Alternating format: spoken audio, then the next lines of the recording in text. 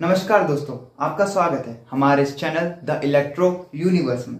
तो दोस्तों, जैसा कि हमने आपको पता ही होगा कि हमने इलेक्ट्रॉनिक की सीरीज स्टार्ट कर दी है, जिसमें हमने हमारा फर्स्ट चैप्टर जो कि है सीआरओ, डीएसओ और फंक्शन जनरेटर, उसको स्टार्ट भी कर दिया है। और हमने हमारा पहला लेक्चर स्टार्ट भी कर दिया है, जो कि हमने पहला टॉपिक उठाया है सीआरओ।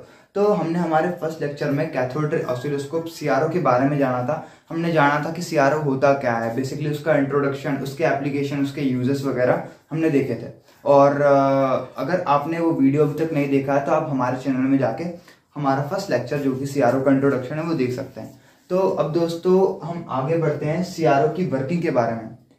अब हम जानेंगे हमारे इस लेक्चर में सीआरओ की वर्किंग, कि सीआरओ कैसे वर्क करता है और सीआरओ का ब्लॉक डायग्राम कैसा है, उसके एक एक पार्ट को अच्छे से जानेंगे कि कैसे सीआरओ काम करता है। तो फटाफट से दोस्तों आप सभी कॉपी पेन उठा लीजिए, शुरू हो जाइए। आइए अपन सीआरओ की वर्किंग पढ़ते हैं। तो दोस्तों, कैथोड रे ऑसिलोस्कोप सीआरओ, तो यहाँ पे इसके 6 मेन पार्ट्स होते हैं दोस्तों। तो जैसा कि आप सब देख सकते हैं कि मैंने ऑलरेडी ये 6 पार्ट लिखे भी हुए हैं, जिसमें फर्स्ट है सीआरटी, सेकंड है वर्टिकल एम्पलीफायर, थर्ड है अपनी डिले लाइन, फोर्थ है trigger circuit, fifth time based generator और सिक्स्थ है अपना हॉरिजॉन्टल एम्पलीफायर। तो ये 6 पार्ट्स हैं दोस्तों। ये 6 के 6 इंपॉर्टेंट है, बहुत ज्यादा इंपॉर्टेंट है। बट आप यहाँ पे देख रहे होंगे मैंने पहले नंबर पे लिखा हुआ है वो है सीआरटी। तो जिसने फर्स्ट लेक्चर देखा होगा उसको पता ही होगा सीआरटी जो है वो इस सीआरओ का सबसे ज्यादा मेन पार्ट है।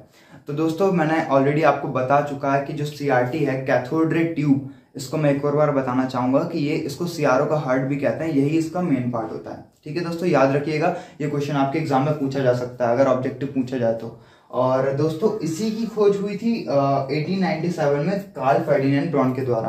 कार्ल फर्डिनेंड ब्रॉन ने इसकी डिस्कवरी की थी, इसका इन्वेंशन किया था 1897 में सीआरटी का। तो उसके बाद ही ये हमारा सीआरओ बना है और उसके साथ ही 5 और मेन पार्ट्स हैं इसके। तो आइए दोस्तों फटाफट से अपन स्टार्टिंग से समझते हैं। तो जो दोस्तों ये है, जैसा दिख रहा है सीआरओ ऐसा ही है। अभी तो आप ब्लॉक डायग्राम से समझ लीजिए, बाकी मैं नेक्स्ट वीडियो में कोशिश करूंगा कि मैं इसको प्रैक्टिकली आपको दिखाऊं। तो सबसे पहले दोस्तों जो इनपुट सिग्नल है, इनपुट सिग्नल यहाँ से वर्टिकल एम्पलीफायर में आता है। सबसे पहले वर्टिकल एम्पलीफायर में सिग्नल जाता है दोस्तों। अच्छे से देखना, कोई टेंशन की बात नहीं, बहुत से लोग समझ नहीं पाते हैं, बट लेकिन बहुत ईजी है इसका ब्लॉक डायग्राम भी, आप फटाक से समझ जाएंगे। सिर्फ 6 पार्ट है, देख लीजिए दोस्तों, डरने वाली कोई बात नहीं है ना।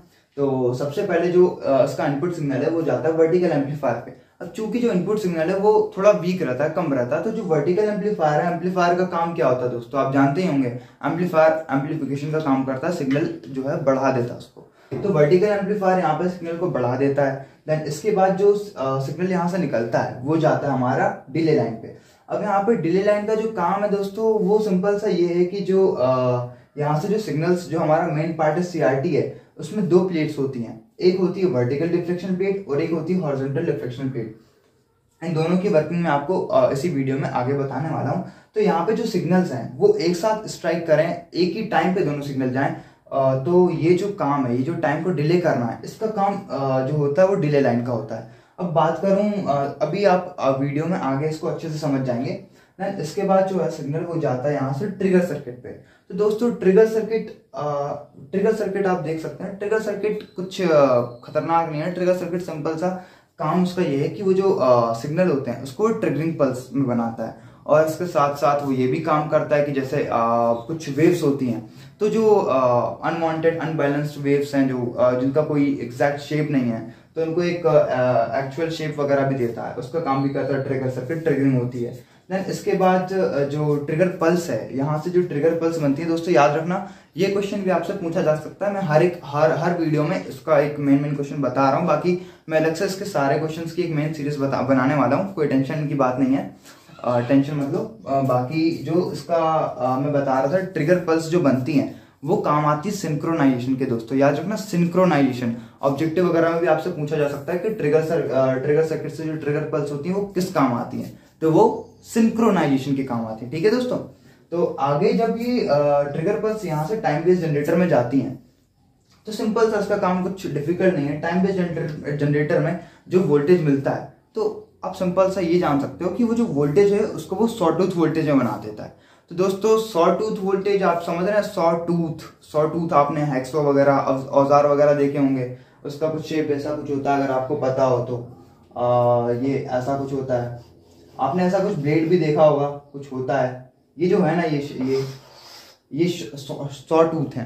तो दोस्तों इसी टाइप का एक वोल्टेज ये बनाता है। एंड टाइम बेस्ड जनरेटर में सॉ टूथ वोल्टेज का काम क्या है दोस्तों, ये है ना जो हॉरिजॉन्टल रिफ्लेक्शन प्लेट में जो वोल्टेज जाता है, तो इसका काम सिंपल सा ये है कि इसमें जो हॉरिजॉन्टल से जो सिग्नल को डिफ्लेक्ट करना है, तो उसके लिए जो सॉ टूथ वोल्टेज है वो हेल्पफुल होता है। तो दोस्तों ठीक है, ट्रिगर सर्किट से ट्रिगर पल्स आई, ट्रिगर पल्स गई टाइम बेस्ड जनरेटर में, ट्रिगर पल्स सिंक्रोनाइजेशन का काम भी करती है। देन यहाँ टाइम बेस्ड जनरेटर पे गया, टाइम बेस्ड जनरेटर ने उसको सॉ टूथ वोल्टेज में कन्वर्ट किया। अब वो सॉ टूथ वोल्टेज, चूंकि अब इतनी प्रोसेस के बाद जो वोल्टेज है वो हमारा वीक हो जाता है, मतलब सिग्नल थोड़े बहुत लॉसेस भी होते हैं ना, तो सिग्नल जो है वो वीक हो जाता है। तो उसको बढ़ाने के लिए किसका यूज करेंगे, सिंपल सी बात है, एम्पलीफायर। अपन ने यहाँ पर भी इनपुट सिग्नल को बढ़ाने के लिए जो है वर्टिकल एम्पलीफायर का यूज किया था। देन अब यहाँ पे इतनी प्रोसेस होने के बाद फिर से सिग्नल को बढ़ाने के लिए हम यूज करते हैं हॉरिजॉन्टल एम्पलीफायर का। एम्पलीफायर का काम सिंपल सा है, सिग्नल को बढ़ा देना, ठीक है, कोई टेंशन वाली बात नहीं। दो फैक्टर तो ऐसे ही समझ में आ गया यार, ट्रिगर सर्किट भी ट्रिगर पल्स बना रही, सिंक्रोनाइजेशन की काम आ रहा है, time based generator saw tooth का काम कर रही है, डिले लाइन जो है, डिले लाइन को समझो अब दोस्तों, ये चारों तो आप अच्छे से समझ गए होंगे। अब यहाँ से जो इतनी प्रोसेस हुई है, तो इतनी प्रोसेस में जो टाइम हुआ है, चूंकि ये यहाँ से देख रहे हैं आप सिग्नल एक साथ जा रहा है दोस्तों, यहाँ से भी ये सिग्नल जा रहा है, तो ये बहुत ज्यादा इंपॉर्टेंट है कि जो सिग्नल है ना ये एक साथ इन प्लेट्स पे जाए, है ना दोस्तों। तो ये एक साथ जाए, तो इस बात का ध्यान रखता है डिले लाइन। तो ये जो ये इतनी प्रोसेस होने में जो टाइम लगता है ना, वो टाइम तक के लिए वर्टिकली सिग्नल जो है, जो वर्टिकल रिफ्लेक्शन प्लेट में जा रहा है, उसको रोकने के लिए जो काम करता है वो करता है डिले लाइन। ठीक है दोस्तों, अब उम्मीद करता हूं आपको डिले लाइन अच्छे से समझ में आ गया होगा। डिले लाइन सिंपल सा, ये प्रोसेस में जो भी टाइम लग रहा है उस टाइम को कवर करने के लिए इस वाले जो वर्टिकल सिग्नल है उसको डिले कर देता है, सिंपल सा। देन इसके बाद ये है जो वर्टिकल डिफ्लेक्शन प्लेट में जाता है, और ये हॉरिजॉन्टल एम्पलीफायर से सिग्नल हॉरिजॉन्टल रिफ्लेक्शन प्लेट में जाता है। तो अब 1 2 3 4 5, उम्मीद करता हूँ ये पांचों चीज आपको समझ में आ गए होंगे। अब इसका जो मेन पार्ट है उस पे आते हैं, जो है सीआरटी। ठीक है दोस्तों, तो ये जो बीच में आपको टॉर्च जैसा दिख रहा होगा कुछ, ये जो सिंबल है, ये जो कुछ दिख रहा है आपको, ये है अपना सीआरटी। तो आइए दोस्तों अब अपन सीआरटी को जानते हैं। एक्चुअल में आपको मैं बता चुका हूँ सीआरटी ही इसका मेन पार्ट है, और सीआरटी की ही खोज जो है कार्ल फर्डिनैंड ब्रॉन ने की थी 1897 में। ठीक है दोस्तों, 4-5 क्वेश्चन तो ऐसे मैंने वीडियो में क्लियर कर दिए हैं, आप अगर अच्छे से देखोगे तो आपको समझ में आ जाएगा, बाकी मैं इनकी एक अलग से सीरीज भी लाऊंगा। तो दोस्तों यहाँ पे सीआरटी में होता क्या है, सबसे पहले तो यहाँ पे आप देखो तो इसके जो सीआरटी है, इसके स्टार्टिंग में ये एक गन टाइप की आपको दिख रही होगी, इसको कहते हैं अपन इलेक्ट्रॉन गन, है ना दोस्तों। तो ये इलेक्ट्रॉन गन जो है, ये यहाँ से इलेक्ट्रॉन निकलते हैं, और ये जो पाथ दिख रहा होगा आपको, इसको अपन कहते हैं इलेक्ट्रॉन बीम। ठीक है दोस्तों, बीम एक रास्ता, एक पाथ है इलेक्ट्रॉन का। और यहाँ पे आपको ये दो प्लेट्स भी दिख रही हैं, जिसको मैंने VDP और HDP से मेंशन किया है। तो यहाँ पे जो VDP है इसका मतलब है वर्टिकल डिफ्लेक्शन प्लेट, ठीक है दोस्तों, और HDP है इसका मतलब है हॉरिजॉन्टल डिफ्लेक्शन प्लेट। ठीक है दोस्तों, दिख रहा है ना अच्छे से। तो जो VDP है वर्टिकली मतलब आप समझ रहे होंगे, मतलब जो हाइट वाइज अल्टीट्यूड की बात हो रही है यहाँ पे खड़ा vertical. Then vertical deflection plate का काम क्या है, जो सिग्नल आया वर्टिकल डिफ्लेक्शन प्लेट पे, क्योंकि ये अपना पूरा डिस्प्ले है, तो डिस्प्ले में पूरे में ये वेव्स तो कैसे भी फॉर्म हो सकती है ना। अब ये वेव कैसे भी फॉर्म होगी तो पूरे डिस्प्ले में जानी भी जरूरी है। जो हमारा सिग्नल है, जो हमारा जो रेस जा रही है, हमारी जो सिग्नल जा रही है, तो वो सिग्नल पूरे में जाए, तो उसका काम के लिए वर्टिकल डिफ्लेक्शन प्लेट और हॉरिजॉन्टल डिफ्लेक्शन प्लेट का यूज होता है। वर्टिकल डिफ्लेक्शन प्लेट यहाँ पे वर्टिकली सिग्नल को डिफ्लेक्ट करती है, समझ रहे ना दोस्तों, वर्टिकली डिफ्लेक्ट करेगी ताकि सिर्फ एक जगह ना जाए। ये यहाँ से वर्टिकल डिफ्लेक्शन प्लेट में जाके ये ऊपर भी जाएगा, ये नीचे भी जाएगा, ये यहाँ भी जाएगा, यहाँ भी जाएगा। उसी तरीके से हॉरिजॉन्टल डिफ्लेक्शन प्लेट भी यही काम करेगी, ये हॉरिजॉन्टली डिफ्लेक्ट करेगी। वर्टिकली ने तो ऐसे ऐसे डिफ्लेक्ट किया, देख रहे हैं आप, ऐसे ऐसे ऐसे पूरे पॉइंट पे गया। अब जो हॉरिजॉन्टल डिफ्लेक्शन प्लेट है वो हॉरिजॉन्टली करेगी, 3D में आप समझ रहे हैं ना, मतलब वो यहाँ से कुछ ऐसे ऐसे आएगी, फिर ऐसे ऐसे आएगी, फिर कुछ ऐसे बोर्ड के अंदर कुछ जाएगी, आप समझ रहे हैं ना। तो इस तरीके से ये पूरा एरिया कवर कर लेती है। तो इस तरीके से जो भी वेव बनती है, जो भी डाटा रहता है, वो पूरे में शो होता है। ठीक है दोस्तों, तो इसका भी बहुत बड़ा रोल है, बहुत इंपॉर्टेंस है।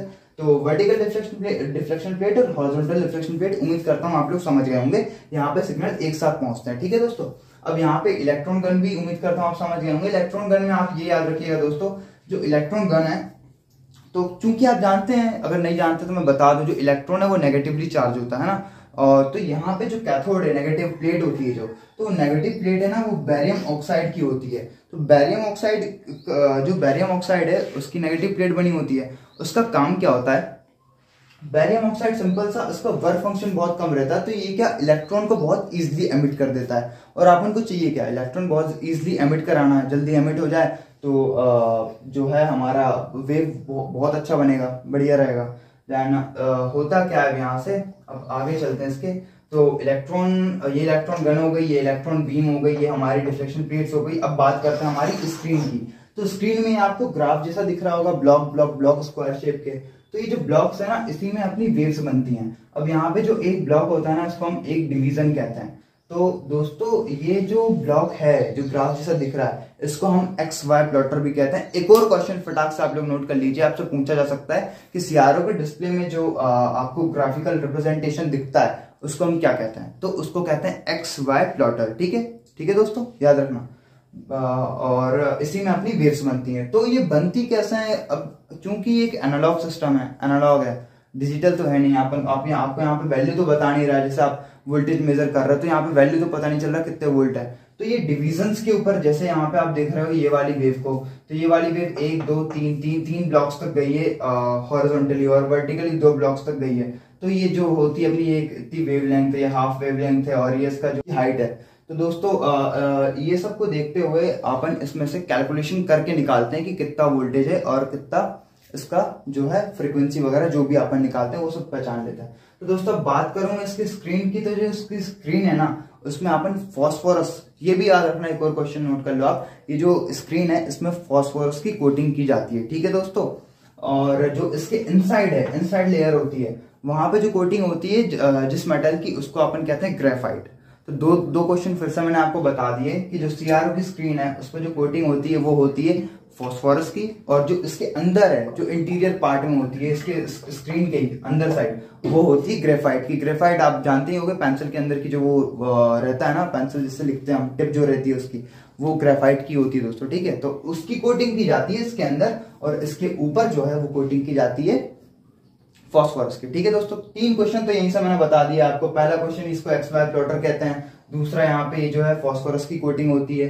तीसरा, जो इसके अंदर है अपन ग्रेफाइट की कोटिंग करते हैं। ठीक है दोस्तों, अब होता सिंपल सा यही है कि जब यहाँ पे एक साथ सिग्नल्स आते हैं, देन जब इलेक्ट्रॉन गन यहाँ से स्ट्राइक करती है डिस्प्ले पे, तो डिस्प्ले पे हमको वेव फॉर्म मिल जाता है, और उस वेव से हम पूरा डाटा कलेक्ट कर सकते हैं, जान सकते हैं कि भाई इसकी क्या वैल्यू है।